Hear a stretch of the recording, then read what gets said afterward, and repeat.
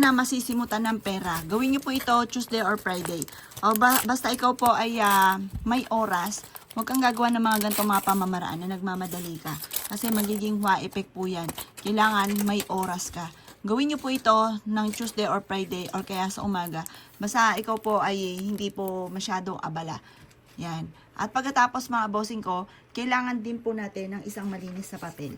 Mainam po yung ating gagamitin papel ay ati pong pupunit-punitin yung mismong gilid po nito para yung presensya po natin ay nadadama ng papel. Yan. Lalo na kung lagi kang walang pera. Gawin nyo po ito. Sikreto lang po ito ha. Ang paggawa ng mga ganito. Gawin nyo po siya kung di Tuesday or Friday.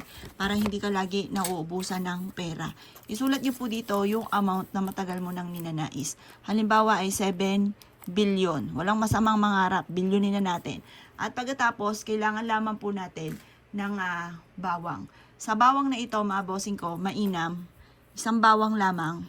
Sulat na rin natin dito yung pangalan po natin. Halimbawa, Apple Pagyo. Apple Pagyo. Magkakaroon ako ng 7 billion. At pagkatapos, mga boss, ito po ay tutupiin natin. Ilalagay nyo po ito sa wallet po ninyo. Gawin nyo po ito ng punong-puno ng pagiging positibo sa buhay. Kasi yan ang numero 1. Sabihin nyo po dito, magkakaroon ako ng maraming pera at kailanman na hindi na ako maubusan ng pera. Siksikliglig at umapot, maraming pera ang darating sa akin.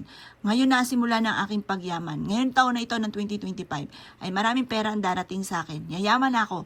Magkakaroon ako ng bagong bahay ngayon taon na ito at magkakaroon din ako ng bagong sasakyan.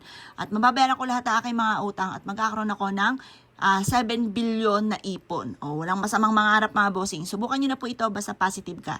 Pagka gumagawa ng ganitong mga pamamaraan, laging positive. Kasi kung ikaw ay nega, kinukontra mo mismo yung mga wini-wish po ninyo. Hindi rin po yan magkakatotoo. Kailangan lagi kang positive. Subukan nyo po ito at napaka-epektibo po nito.